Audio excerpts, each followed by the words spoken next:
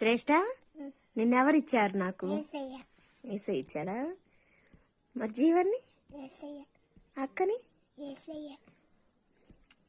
ఏసై ఎక్కడుంటాడు నీకు తెలుసా? ఎక్కడుంటాడు? నీతో ఎప్పుడైనా ఏసై మాట్లాడా? ఎప్పుడు మాట్లాడాడు? ఏమని మాట్లాడాడు?